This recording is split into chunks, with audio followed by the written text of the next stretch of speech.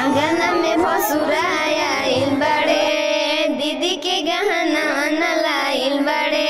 अरे आंगन में भसुराया इल बड़े दीदी के गहना न लाइल बड़े। अच्छा अच्छा ना समाना वाली आइल बड़ुए। अच्छा अच्छा ना गहना वाली आइल बड़ुए। तो भसुराया इल बा माड़ो में टिकावा चढ़ावत नइखे। भसुराया इल बा माड़ो में नथिया चढ़ावत नइखे। भसुराया इल बा माड़ो में लह के तनो लगावे टिका नथिया चढ़ावे। तब शोभे ना मड़ौआ भसुरा हार ना चढ़ावे। लह के तनो लगावे टिका नथिया चढ़ावे। तब भरे ना मड़ौआ भसुरा हार ना चढ़ावे। बिना लहंगा के माड़ो शोभत नइखे।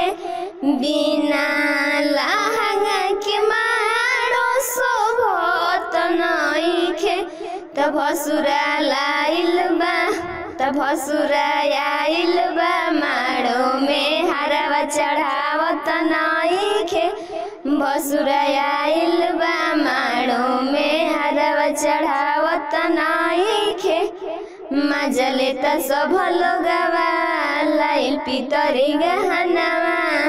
मजा लेता सब लोगवा लाइल पितरी गहनावा। भसुरा टुकुर टुकुर देखे मोर हरे हियरवा। मजा लेता सब लोगवा लाइल पितरी गहनावा।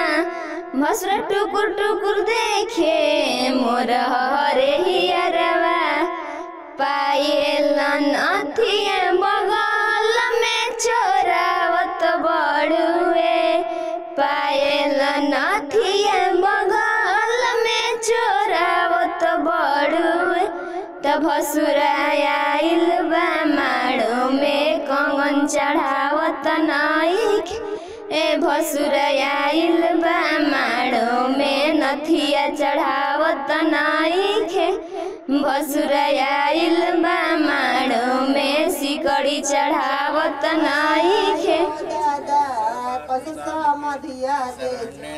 जवन जवन झुमका लावे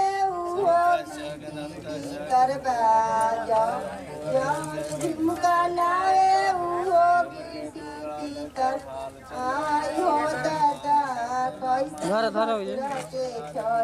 करबा आई हो दादा कैसन भसुरा के जवन जवन छगन लावे